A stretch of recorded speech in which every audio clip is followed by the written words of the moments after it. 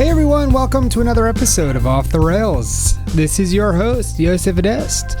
I know I've spoken about layer masks in previous episodes. This is more like a V2, and perhaps I've touched on this, but I wanted to really dedicate a whole episode into the really detailed, nuanced editing that you can do in Photoshop, specifically using layer masks and brushes.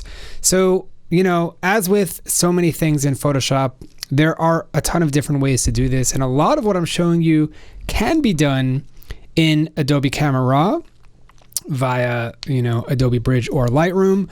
But you will, at the end of the day, have a lot more control and a lot more options doing this in Photoshop. And I'm going to show you how using layer masks. So before we begin, we're used to seeing layer masks more in the sense of introducing an object into the scene that wasn't there. Taking a few shots of the same scene and then painting something in, painting something out, having somebody flying, inserting a floating bowl or a piece of food, etc. What I'm doing is applying that same concept, but with adjustments, right? With color adjustments or clarity adjustments, and just painting in precisely where we would want those adjustments in our frame. In this example, beautiful shot by Michelle Jones, break a cookie, not a streak. This photo needs to be on the homepage. This photo needs to be this needs to be like our official photo. This is brilliant.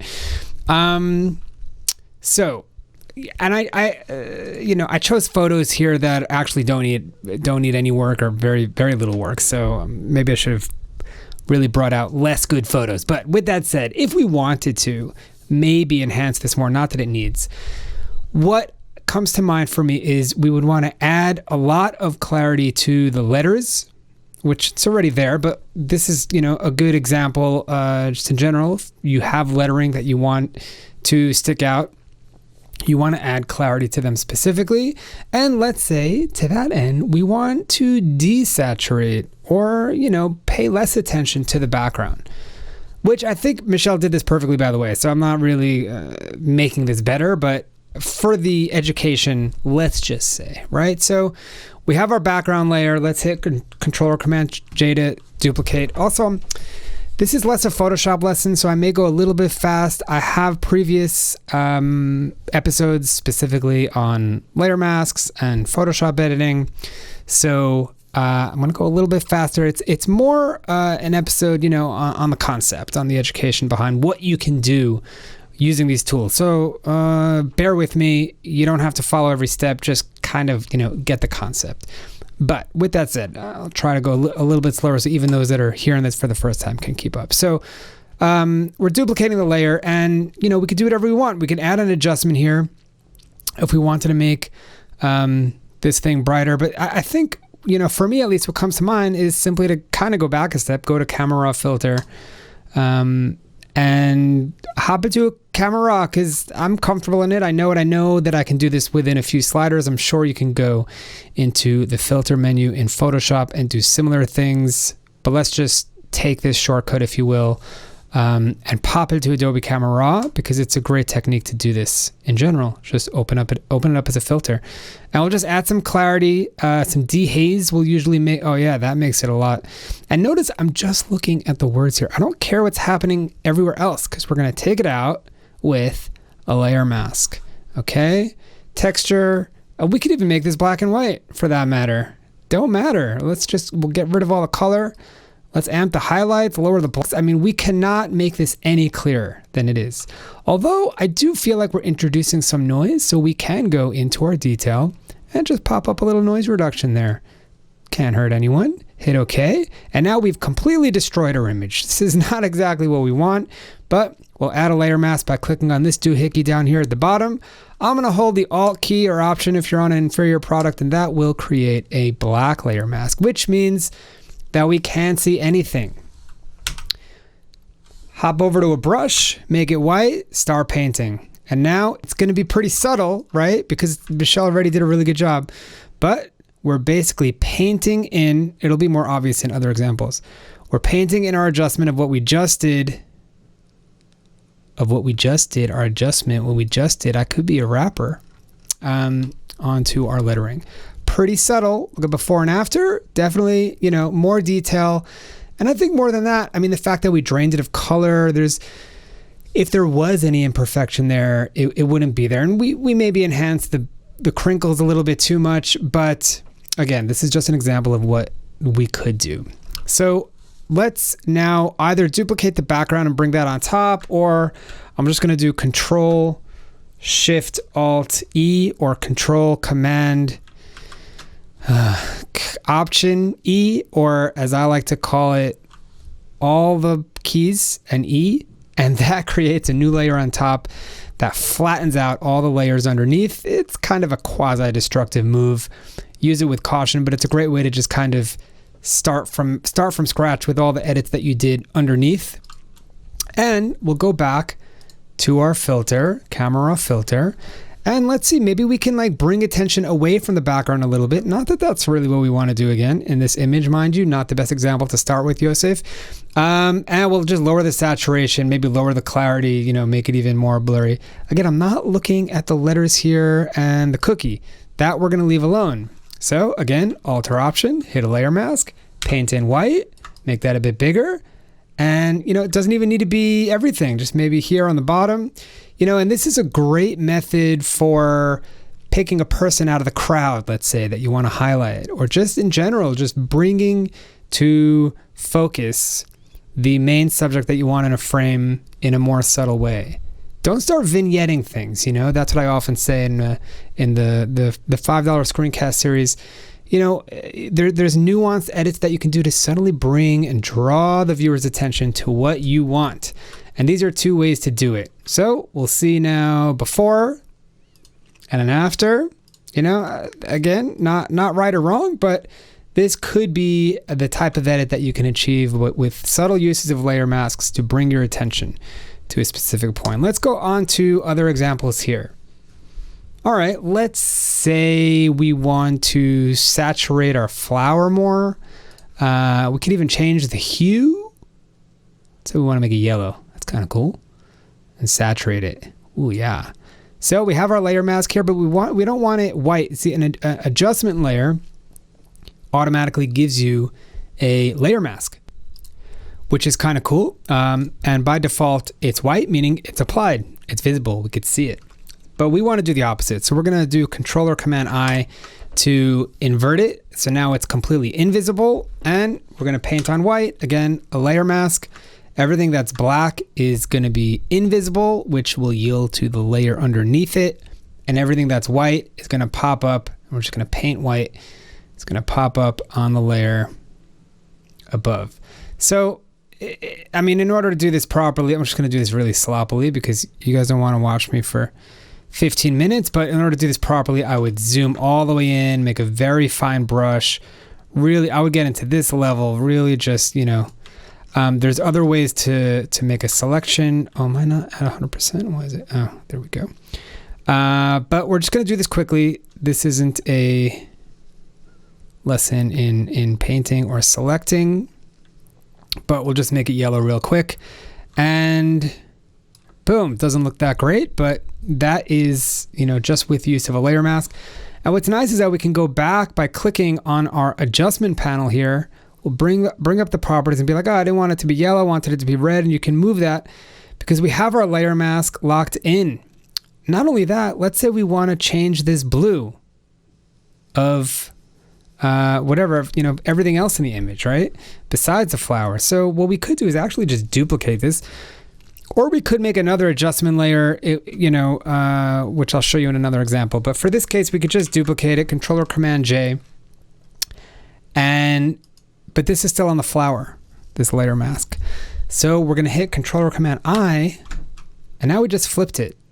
So now our adjustment is on everything but the flower. And you can see here, by holding Alt or Option, we could see actually what the layer mask is doing. You can see my horrible paint job here.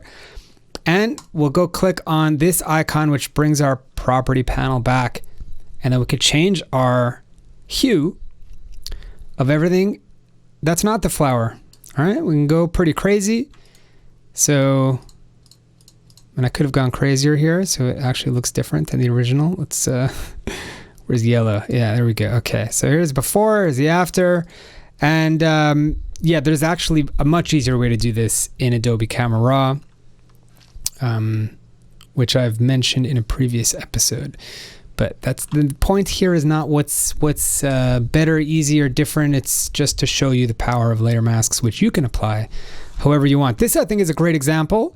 Once again, Doreen shot this pretty perfectly, spot on. There's nothing I would change about this, just for education purposes. If we wanted, let's say, to change something about this image, so we'll duplicate, and let's say we want to change the hue. We'll go back to the hue, saturation, and let's say we want to make it yellow. I don't know. And we want to desaturate. All right, now it's applying it to the whole image. So we'll go to our layer mask, invert, grab our brush, and here, this is actually a nice circular. I don't know why they don't give you square brushes. Brushes are always circular. But this one can work if we even make a hard brush, just that size. Maybe a little bit more, maybe a little bit softer. And give it a just like one click. I did click it 3 times. The one click would have done it. Okay, so here we go. And we can go back to our panel again and, you know, saturate, desaturate. If, like, I don't know if this was something that you wanted to do, then you have that option. What we could do is choose a different adjustment layer and then borrow or copy and paste this layer mask to apply a different adjustment. So I don't know, let's say we go to curves and we want it brighter, right? We want that part brighter. So now I made his eyes different colors. So I make it brighter like this, and now I want to delete this layer mask. In order to copy it, you just hit Control or Command. It took me a while to learn this, but that's it. Just hold Control down, click on the mask, and now we have our little marching ants. We have that selected. So handy. Now we'll go to here. Boom. Click on Create a Layer Mask, and we have the same one. And we have this adjustment applied. And again, we can go back to this property panel, and we could also fix that. You know, just it's much faster and intuitive in Photoshop to do this than to start playing with things like this in Camera Raw.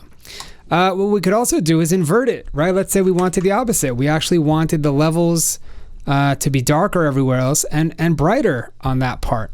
So, you know, with layer masks, it's not just about, you know, painting things in and having things fly. This is just a really great way. You make your adjustment and then fine tune where you want it. You make your adjustment and then you fine tune where you want it. This is an easy one. I want this caterpillar to be sharper, more saturated. Let's bring up our Adobe Camera Raw. Boom, let's just amp clarity.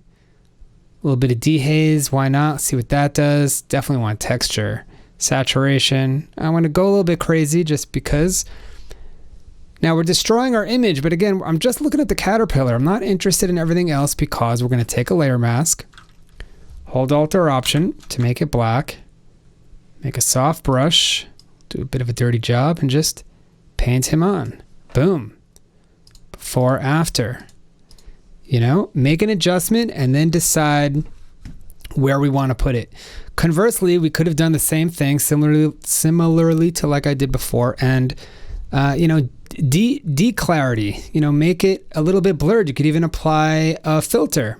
Let's do that just for the sake of education here. We'll go to filter and we'll go to one of our blur tools. We'll do Gaussian lens blur, I think is more appropriate.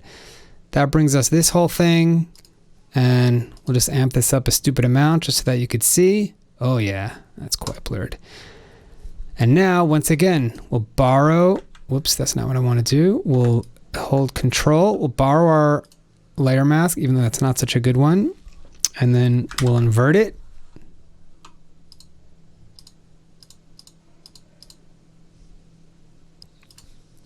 Okay, sorry, I think I hit undo there. Let's put our blur back. Okay, so we barred it, we put it in, and then we invert it. And now obviously, you know, it needs some work because this worked for our little just popping out the caterpillar, but something as nuanced as this and as a ridiculous blur like I did, this would require a lot more nuance. But again, the concept is there. If we wanted to, and we could change opacity on this as well, but if you want to like kind of take away attention from everything that's not the caterpillar, that's another way to go about doing that. All right, 2 more examples, I think. Let's see how many more we got. Yeah. So this is a great example, I think. Let's open this up in Adobe Camera, and I mean, Sebastian already did a great job with an amazing amount of clarity and mid-tone contrast and details and whatever sliders he did to make this pop. Let's say we wanted to go even a step further, or let's say it wasn't this strong and we wanted to strengthen it. Again, something like texture, I think would look really good with this. Clarity, I think for this specific shot, I think would look really good. We could even raise highlights a little bit. We could lower the blacks. I mean, this is a fun image that I think specifically black and white and water, you can go to town, in my opinion. But we've kind of destroyed the image. We'll look at it before here and then after. It's just too much. It's too much here on the ground. We're just losing detail. So again, where can we apply this in a subtle way to give us that effect without just kind of destroying the whole image? Alter option, create a layer mask, black, empty canvas. Let's take a brush, somewhat soft, and paint white. See, I was just painting black, and that's why I didn't see anything. We'll just go like along these stems, along all of these lines here. I'll try and go a little bit fast. Not going to be perfect. And this is, when you're taking photos of things in nature, clouds, this works really well. You can dodge and burn with this method.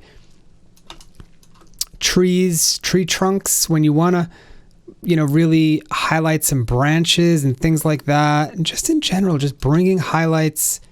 Just highlighting various aspects of a scene to show like a really insane amount of detail, but in a way that you don't want to just, globally break up the whole picture, the whole frame. Here we'll see before and after.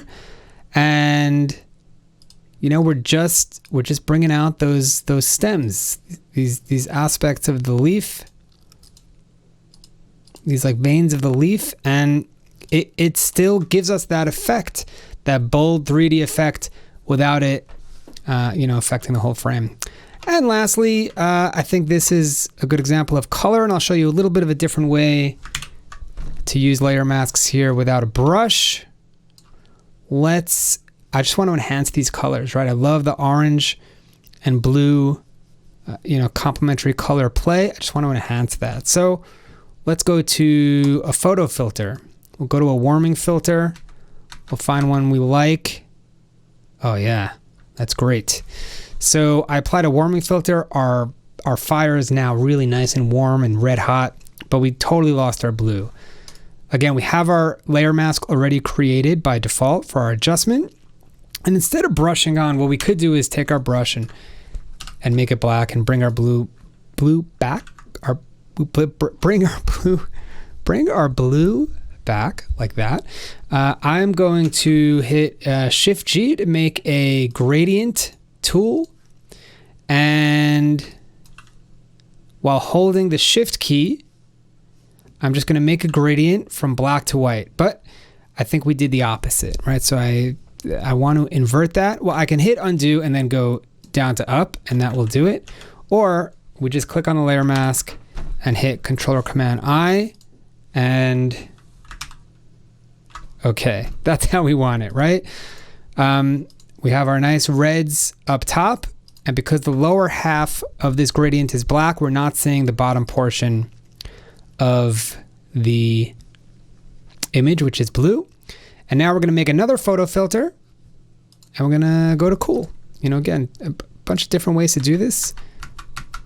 But this is nice, quick and easy. And we're just going to delete this white layer mask, hit Control here, click on that one and invert it. So we have the opposite.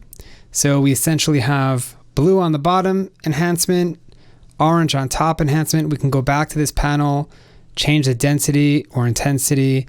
And here we have before, after. Okay, a bit extreme, but I just want to show you, different ways to use a layer mask once again to make an adjustment and then choose specifically where you want to put it. That was 20 minutes that just flew by for me. I don't know about you guys, but I really hope you start to use this tool with the nuance and finesse that it deserves, because it's just a really great tool to use, and it's pretty much what I use for every edit, any adjustment that I want to do. If you want to pop out some eyeballs, that doesn't sound very good, but give that a splash of color, make the adjustments that you want, and then just paint it in exactly where you want it. It's just a much more nuanced approach to getting not only the type of edit that you want in terms of color or whatever, but also to focus the viewer's eye in a subconscious way, if you will, by playing with things like clarity and softness and blur, saturation. Draw the viewer's eye to where you want them to go by creating a space in the frame that's more saturated and more sharp than everywhere else in the frame. Just a really nice creative way of editing to direct the viewer's attention. That'll do it for this week. Advanced masking, advanced layer masks. I hope you enjoyed it. I'll see you guys next week. Happy shooting.